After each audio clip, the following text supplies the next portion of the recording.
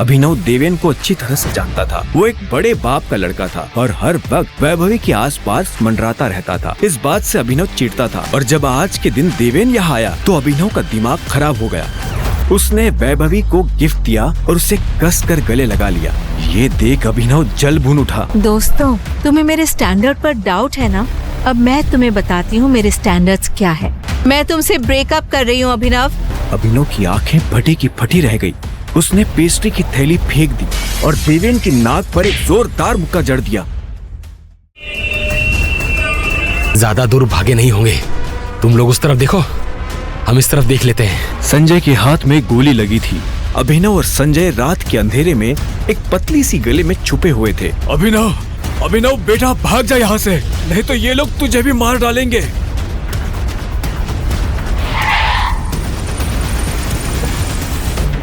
बाहर सड़क पर उनकी गाड़ी खड़ी थी और उसी गाड़ी के पास खड़े थे वो लोग जिन्होंने संजय को गोली मारी थी।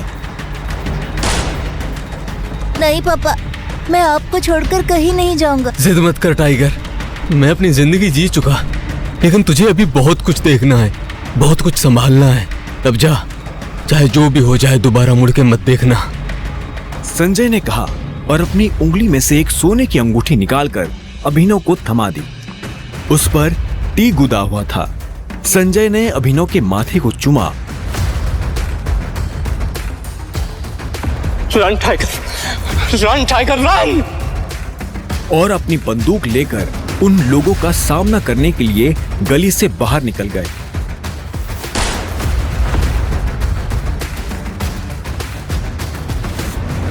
घबराया हुआ अभिनव अपने पिता को छुपकर देख रहा था।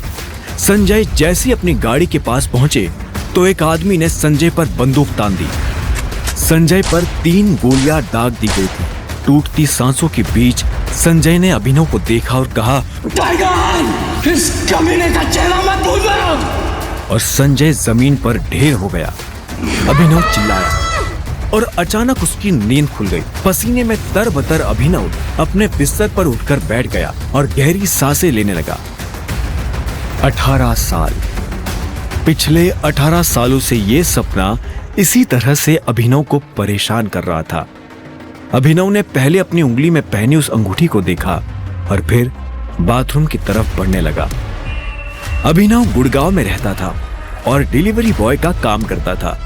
हालांकि इस काम में उसका मन नहीं लगता था, लेकिन अनाथ आश्रम से निकलने के बाद उसके पास ये करने के अलावा और कोई चारा नहीं था। 18 साल की उम्र में अनाथ आश्रम से निकलने के बाद उसने अपना खर्च खुद उठाना शुरू कर दिया था। उसकी जिंदगी में बस एक ही खुशी थी, उसकी गर्लफ्रेंड वैभवी। जब भी वो वैभवी को देखता तो अपने सारे दुख भूल जाता था और आज तो वैभवी का जन्मदिन था, इसीलिए अभिनव जल्द से जल्द उससे मिलना चाहता था। शाम को जब अभिनव ने अपना काम खत्म किया तो वो एक बेकरी पर आ गया था। अंकल, ये केक कितने का है? 600। अच्छा, और ये पेस्ट्री? 60। ठीक है, एक पेस्ट्री पैक कर। असल में अभिनव और वैभवी ने यह तय किया था कि वो पाई पाई जोड़कर अपने लिए किराए का एक बड़ा घर लेंगे और इसलिए वो पैसे वेस्ट नहीं करना चाहते थे। पेस्ट्री लेकर अभिनव खुशी खुशी वहां से निकल गया।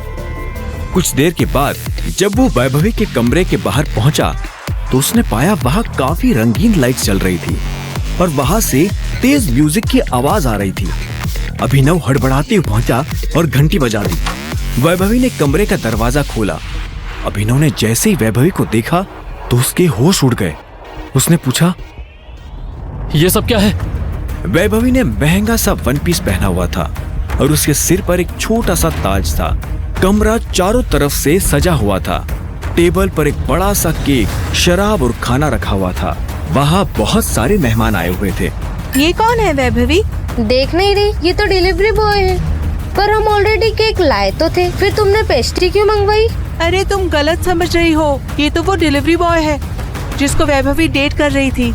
माय गॉड, एक डिलीवरी बॉय को डेट? वैभवी, तेरा स्टैंडर्ड इतना कैसे गिर गया? अभिनव को ये सुनकर बुरा लगा, लेकिन इससे पहले कि वो कुछ कहता इतने में पीछे से आवाज आई, हैप्पी बर्थडे वैभवी। अभिनव ने पलट कर देखा तो पाया कि वहां देवेन सूट बूट में खड़ा था। अभिनव देवेन को अच्छी तरह से जानता था। वो एक बड़े बाप का लड़का था और हर वक्त वैभवी के आसपास मंडराता रहता था। इस बात से अभिनव चिढ़ता था और जब आज के दिन देवेन यहाँ आया तो अभिनव का दिमाग खराब हो गया। उसके हाथ में एक बड़ा सा गिफ्ट था। उसके आगे अभिनव के हाथ में लटकती पेस्ट्री की थैली कुछ भी नहीं लग रही थी और अभिनव को बगल करके वो वैभवी के पास आ गया। उसने वैभवी को गिफ्ट दिया और उसे कसकर गले लगा लिया। ये देख अभिनव जल भून उठा। इतने में वैभवी ने कहा, दोस्तों, तुम्हें मेरे स्टैंडर्ड पर डाउट है ना? अब मैं तुम्हें बताती हूँ मेरे स्टैंडर्ड्स क्या है। वैभवी ने इतना कहा और देवेन का हाथ पकड़ लिया। इसके बाद वैभवी उसे देखते हुए बोली, मैं तुमसे ब्रेकअप कर रही हूँ अभिनव। इतना कहते ही देवेन ने वैभवी के गालों को चूम लिया। अभिनव की आंखें फटी की फटी रह गई। उसने पेस्ट्री की थैली फेंक दी और देवेन की नाक पर एक जोरदार मुक्का जड़ दिया।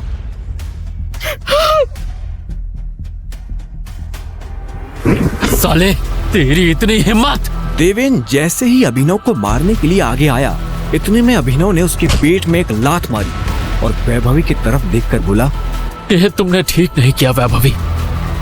और अभिनव वहां से निकल गया। वो उन दोनों की शक्ल अब और नहीं देखना चाहता था। उसकी आंखों में आंसू थे और उसका दिल जोरों से दुख रहा था। वो एक बड़े से होटल के सामने फुटपाथ पर ही शराब पीने बैठ गया था। हर घूंट के साथ उसकी आंखों के सामने वो दृश्य आ रहा था जिसमें देवेन वैभवी के गालों को चूम रहा था।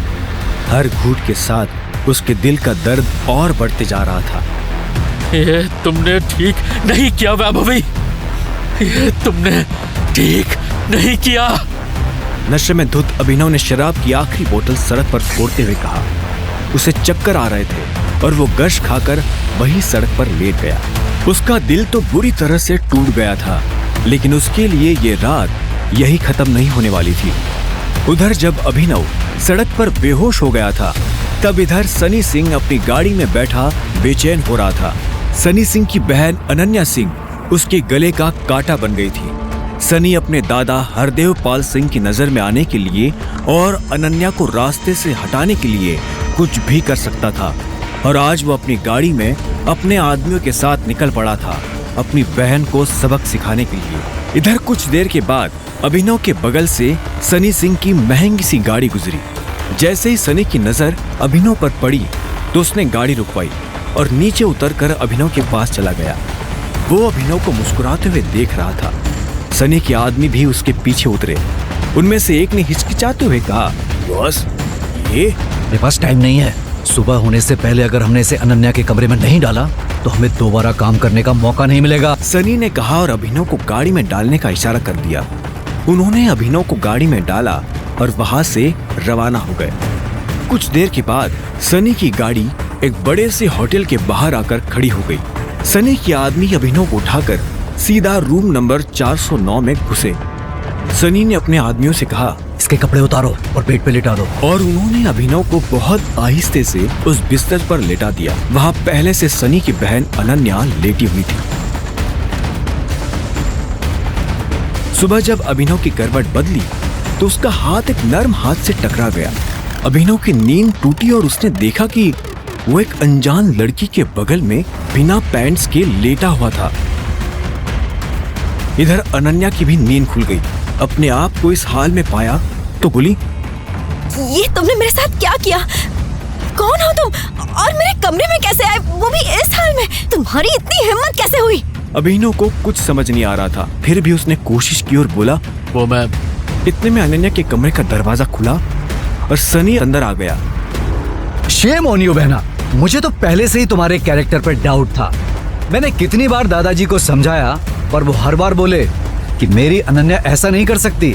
इसलिए मैंने उन्हें उनकी पोती की रंगरलियों का लाइव टेलीकास्ट दिखाने के लिए यहाँ बुला लिया। सनी के मुंह से दादाजी का नाम सुन अनन्या घबरा गई। भाई, मुझे सच में नहीं पता क्या हुआ, कैसे हुआ। मैं तो इस लड़के तक को पहली बार देख रही हूँ। मैं भी, और हम दोनों के बीच ऐसा कुछ नहीं हुआ जैसा। इससे पहले कि अभिनव सफाई देता, अनन्या और सनी के दादा हरदेव पाल सिंह कमरे में पहुंच चुके थे।